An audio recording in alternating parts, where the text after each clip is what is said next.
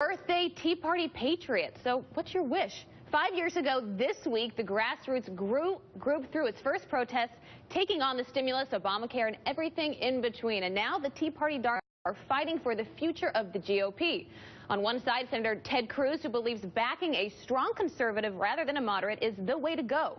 On the other, Senator Rand Paul, who says his side of the aisle needs to become a new Republican Party, one that is more diverse. So let's start an expanded spin with the cycle with Kate Nocera, congressional reporter at BuzzFeed. It's great to have you here. Champion of Up on the Clock last weekend. Congratulations. Thank you very much. Great to have you here. For us. So we're seeing the first time BuzzFeeder won. First time for BuzzFeed. Oh, that's amazing. So when you take the trophy back, does BuzzFeed take it as a whole office-wide I mean, success? I was doing it for the office. Sometimes you need a woman to come and step in. Yeah, that's right. That's absolutely true. All the men. That's right. Well, congratulations. Thank you. To you. I'm sure you and Crystal will face off down the road. We'll have to see. But not Josh or Torre, unfortunately. Wow. That's really Really? Well played. Well played. Yeah, that's not well Just played. factual statement. Exactly.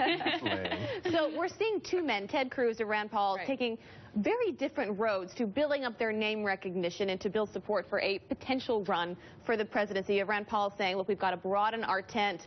We've got to appeal to, the general group of people that actually vote in an election for the presidency. And then you have Ted Cruz, who's doing things very differently. He's honing in on this Tea Party message saying the year of 2010 was our strongest election year, that we could have one like that in 2014 if we block immigration reform, if we stand strong on repealing Obamacare.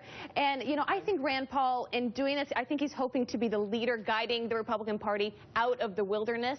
And he's saying, look, we should be civil. We should not call President Obama and Democrats names. There's also a guy that called Chris Christie the king of bacon, so we know that he can call people names. Now that Chris Christie is out of the way, Rand Paul, I think, maybe sees an opening there, right? To try and be a little more civil-minded in the conversation. But I have to say, Ted Cruz, call him crazy, call him whatever you want, I think what he's doing is actually brutal.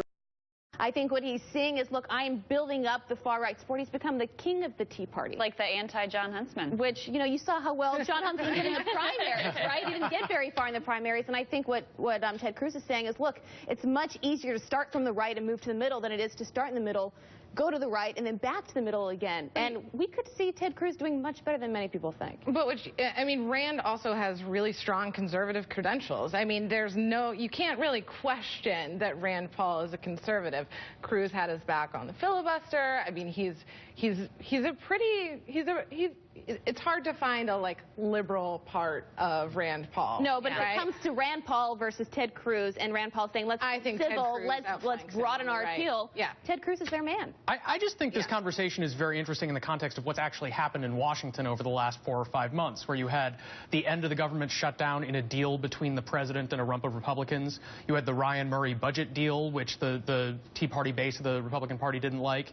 You got a farm bill that they weren't very happy with, and now you got a debt limit increase that was done with no concession to conservatives. So you're having this conversation in advance of the 2016 primaries about how ideologically pure should we be.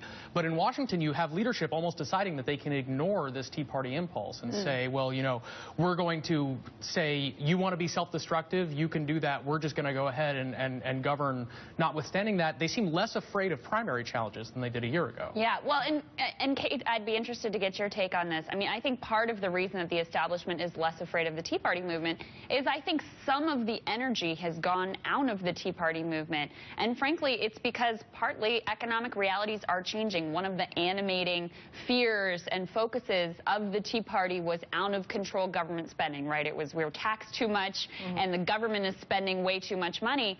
Well, the deficit last year fell more rapidly than in any year since World War II.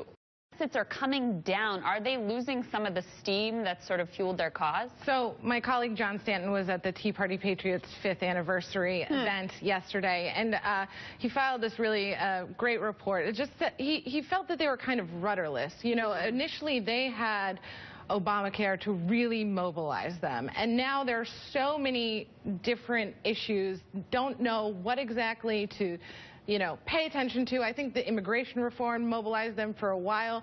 The other piece of this is that I think so many Republicans, especially in the House, are so clearly identified with the Tea Party that you don't even need a Tea Party name anymore. It's all kind of like one and the same in the House. They're not the outsiders that they used to be. Right, absolutely not. And a lot of the groups are based in Arlington, Virginia. Yeah. I mean, they have definitely become a part of the GOP. In the Senate, it's a little bit of a different situation because people are trying to win, statewide races, so they have to moderate a bit. I think the 2014 elections will be very telling in terms of the future of the Tea Party. But Kate, it's great to have you at the table. Thanks so much for joining us. And we'll